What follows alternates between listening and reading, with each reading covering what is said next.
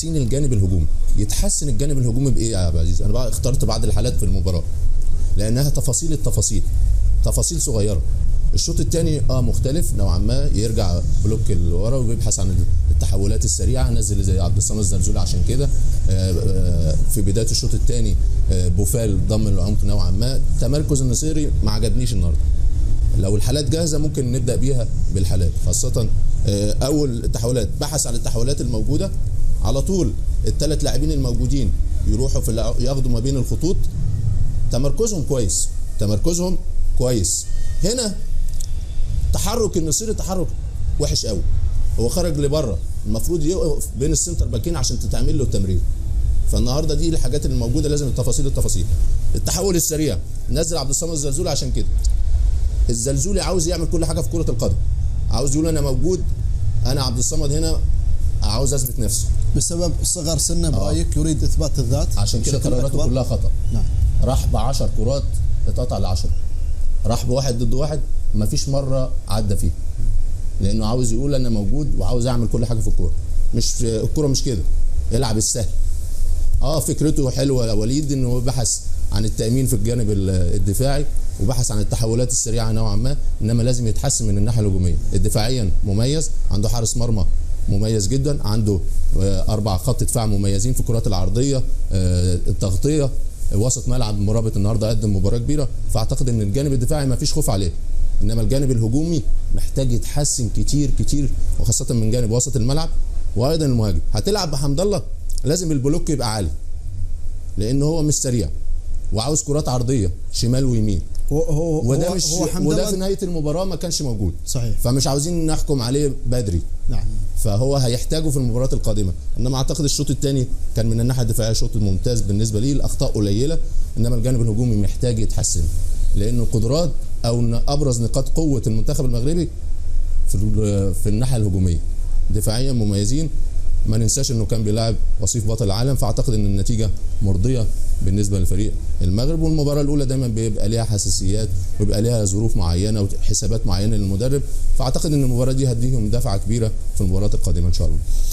هل كان بالامكان مثلا ان يكون حمد الله مع نصيري في خط الهجوم لتكثيف الهجوم؟ لا. تفضل. لا قول له. انا حتى لا، لان اسلوب طريقه يلعب بها. طيب انا ممكن لا لو سمحت انا مو بسالتك انت. طيب السؤال نرفزني. السؤال نرفزني. طيب لا، حاله المباراه لا تستدعي ان انا العب ب2 مهاجمين. صحيح. بل بالعكس. لانها ليست مباراه خروج مغلوب. كمان الشوط الثاني الكره رايحه فين؟ معظم استحواذ الشوط الثاني راح فين؟ مع كرواتيا. فانا صعب قوي ان انا اشيل واحد من نص الملعب واحط واحد قدامي يبقى 2 مهاجمين. لا، انا ازود في نص الملعب. هي الفكره حلوه بتاعته يا عبد العزيز بتاع وليد، انه ينزل الزلزولي يبقى في التحولات سريع. انما هو الولد حالته مش كويسه، ما كانش كويس. مصاب هو. ماشي مصاب ولا ما يلعب تقريبا اكثر من. بس في حاجات يا شيبو مش محتاجه ان انت مصاب. هو رايح للمدافع مش عارف عاوز يعمل ايه. في حاجات تقف وتسند، تروح واحد ضد واحد، انما هو رايح التلت الهجوم مش عارف فين. وحمد الله زي ما قلت لك لازم يبقى البلوك بتاعك عالي عشان يشتغل الشمال واليمين ويبقى في كرات عرضيه وفي مسانده. ده ما كانش موجود في نهايه. ان شاء الله المباراه الجايه يلعب ببلوك عالي يدخل حمد الله. احنا عاوزين نبني على الايجابيات، مش في نقد توقع الولاد. لا نتيجه حلوه. انت بتلعب وصيف بطل العالم وبتلعب مودريتش وبروزوفيتش وكوفازيتش، فانت لازم تبقى ايجابي في التفكير. الامكانيات حلوه والامكانيات الهجوميه اعلى، المباراه الثانيه هتبقى افضل. المباراه الاولى بيبقى لها حسابات وفي تركيز ونوعا ما بتبقى في نوعا ما خوف فجس نبض وبتاع. فالبدايه حلوه دفاعيا خاصه، هجوميا محتاجين نتحسن مش من التكتيك، من حاله اللاعبين اللي في الناحيه الهجوميه، وخاصه زياش وبوفال والنصيري وحد يزين من نص الملعب، يبقى الثلاثه دول مع نص الملعب. الحكيمي لازم يستغله. حكيمي يجب ان يكون في خط الهجوم. انا طبعا شاهدت مباراه كابتن محمد لهذا المدرب في نهائي دوري ابطال افريقيا امام الاهلي المصري، كان يتحدث مع والدته عبر الهاتف. لديه علاقه قويه مع والدته، يطلب منها دائما الدعاء له، وبالتالي موفق في كل خطوه. ويريد تقديم إضافة للمنتخب المغربي.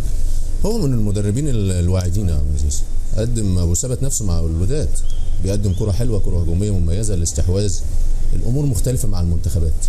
خلي بالك أنت بتلعب منتخبات مصنفة من تصنيف أول، بتلعب وصيف بطل العالم.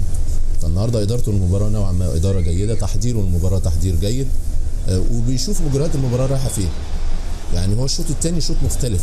الشوط الأول كان نوعا ما في جرأة، في أكتر، في استحواذ أعلى. الشوط الثاني البلوك نزل لورا شويه، انما اعتقد تغييراته كانت مميزه. تعامل مع اصابه مزراوي مميزه، نزول يحيى لعيب مميز ناحيه الشمال، الزلزولي محتاج يبقى اهدى. فاعتقد ادارته المباراه اداره ممتازه، ان شاء الله تكمل بالمباراتين القادمتين نفس الروح ونفس التنظيم من الناحيه الدفاعيه، جرأه اكتر وتنوع اكتر من الناحيه الهجوميه وابتكار اعلى بالنسبه للاعبين المميزين في الناحيه الهجوميه. عنده زياش، عنده بوفال، عنده النصيري في بعض الاحيان. فاعتقد النهارده ادارته ممتازه لهذه المباراه. وتشعر بانه عارف شغله، عارف الاسماء، عارف الخيارات، متمكن من ادواته، متمكن من ادواته. فالنهارده بدايه كويسه بالنسبه لي. انا زي ما قلت بيلعب كرواتيا، عندها مودريتش في نص الملعب، بروزوفيتش وكوفازيتش، لعيبه من افضل وسط الملعب. فالنهارده تحكمه مميز. ولاعيب تاني لازم اشكره النهارده عبد العزيز، مرابط وسط الملعب، قدم مباراه كبيره كبيره كبيره. التغطيه بتاعته بالعرض على طول، التاكلينج بتاعه، استخلاص الكره، استرجاع الكره، تنظيمه من الناحيه الدفاعيه. فاعتقد ان هو قدم مباراه كبيره مع حارس المرمى طبعا ياسين بونو، وخاصه كل المنظومه الدفاعيه بالنسبه للمنتخب المغربي.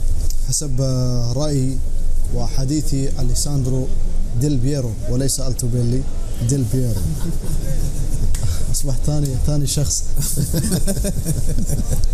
ثاني شخص يخطئ. حتى الامور حتى الان سنرى الى كم مره سنصل. مرتين حتى الان في جوله واحده. الثالثه.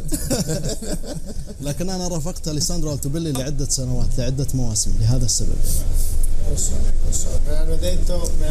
قالوا لي ذلك، وهذا ما قال له لي هشام الخالصي أيضا. وأنا أحيي أليساندرو التوبيلي، فهو بطل كأس العالم، وهو شخص لطيف وشخص مهذب للغاية.